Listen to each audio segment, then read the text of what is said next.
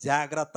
దేవుడు వచ్చుచున్నాడని అందరికీ చెప్పుతున్నావు గాని ఆ వచ్చుచున్న దేవుణ్ణి ఎదుర్కొనబోయే శక్తి నీకుందా? ఎదుర్కొనిపోయే దమ్ము ధైర్యం నీకుందా? ఒకసారి ఆలోచన చేయి ప్రియమైన దేవుని పిల్లలారా. ఆయన రాకడ చాలా చాలా చాలా అంటే భయంకరంగా ఉంటుంది ప్రియమైన దేవుని పిల్లలారా. చాలా భయంకరంగా ఉంటుంది. చెప్పాలంటే ప్రకటన గ్రంథం చదవడానికి నాకు తెలిసి ఒక ఇంచుమించు ఒక 20 సంవత్సరాలు పట్టదు. ఓన్లీ ప్రకటన గ్రంథం అర్థం చేసుకోవడానికి. అంత 7 దీపాలు, 7 వర్ణాలు, 7 రాళ్ళు, 7 సంఘాలు చాలా ఉంటాయండి. 7 బూరలు ఇవన్నీ ఉన్నాయండి. ప్రకటన గ్రంథం చాలా చాలా అంటే చాలా రాకటకు సూచన గురించినటువంటి ప్రకటన గ్రంథం చదువుతూ ఉంటే ఒళ్ళు రగిలించబడుతుంది, ఒళ్ళు దళధరించుకుపోద్ది. ప్రకటన గ్రంథం చదువుతూ ఉంటే నాకెందుకులే సార్ ఏదో 4 ముక్కలు చెప్తున్నారు వినేసి వెళ్ళిపోతున్నాను, కుదరదు. బైబిల్ గ్రంథం ప్రకటన గ్రంథం ఒకసారి దమ్ము ధైర్యం ఉంటే చదువు చూడండి ఒకసారి. ఎందుకు మాట్లాడినానంటే ప్రకటన గ్రంథం చదువుతూ ఉంటే చాలా అంటే చాలా భయం పుడుతుందండి. భయం పుడుతుంది. అమ్మగారి దగ్గర అమ్మగారు చాలాసార్లు అన్నది మాట, బాబు ప్రకటన గ్రంథం చదవాలంటే నాకు చాలా భయంగా ఉంటుందని అంటారు అమ్మగారు.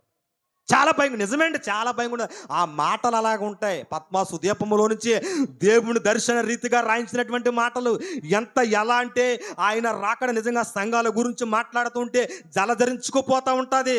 ఇప్పటికైనాను ఇన్ని చెప్పినా ఇన్ని చేసినా మనలో ఏమి లేదు లేదు, దేవుని ప్రక్కన పెట్టేస్తాం అంతే. ఏమి సమస్య లేదు ఇందులో, ఏమీ సమస్య లేదు ప్రియమైన దేవుని పిల్లారా.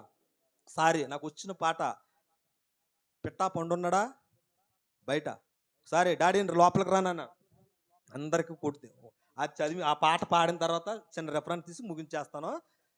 ఉన్నారా కాంగో కొట్టే పండు? అందరికి వచ్చిన పాట. అదే అదే ఆ రోజు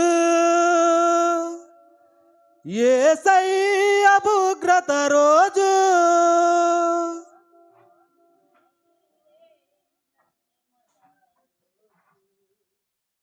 అదే అదే ఆ రోజు యేసయ్య ఉగ్రత రోజు,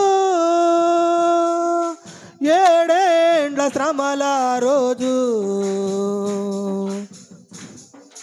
పాపులంతా ఏడ్చే రోజు,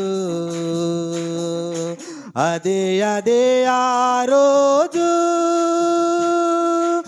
7 ఏండ్ల శ్రమల రోజు, పాపులంతా ఏడ్చే రోజు, పాపులంతా ఏడ్చే రోజు, సూర్యుడు నలుపై రోజు.